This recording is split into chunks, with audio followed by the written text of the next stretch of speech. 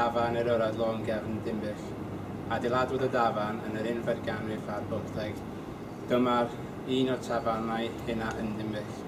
Mae dafarn yn gyfleus iawn yng nghanol y dre, digon le parcio. Yn y gaeaf, os ydych chi eisiau cadw yn gynnes, mae yna le tân mawr grand. Os ydych chi'n hoffi canu, dewch yma nos Sadwrn i canu karaoke.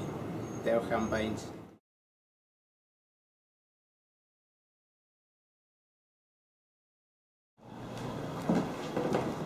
Shwmae, Nathan?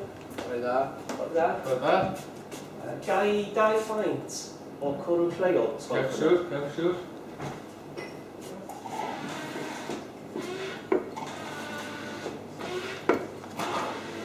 Croeso bawb, Criw, dyma Tafarn y Guildhall. Tafarn y Guildhall ydy un o'r adeiladau hynaf a mwyaf hanesyddol yn Ddinbych. Cafodd ei enw y dafarn tarw dros 200 o flynyddoedd, ond ar ôl y gwaith newidiwyd ei enw yn ôl i'r Guildhall. Mae gan yr adeilad llawer o bethau diddorol fel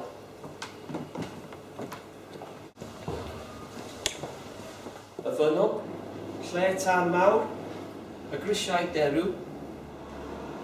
Ers talwn roedd Ddinbych yn enwog wneud menig.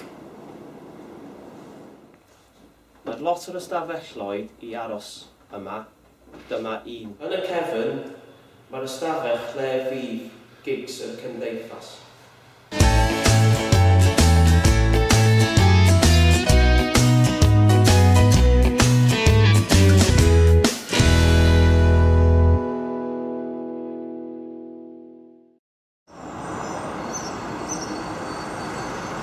Helo, Nicola ydw i, a dyma y gobaith ag Angor.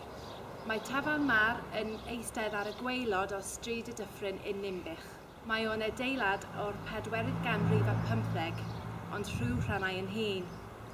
Mae yna llawer i wneud trwy'r wythnos yma, fel cerddoriaeth byw a cwes, a mae yna maes chwarae am y plant yn y cefn. Mae yna rhywbeth arbennig yn yr arth y dafarn yma. Mae yna bragdy yn y cefn. Nath agor 2012, mae yna 3 math o gwrw ar gael. Beth am gymryd rhai adre efo chi?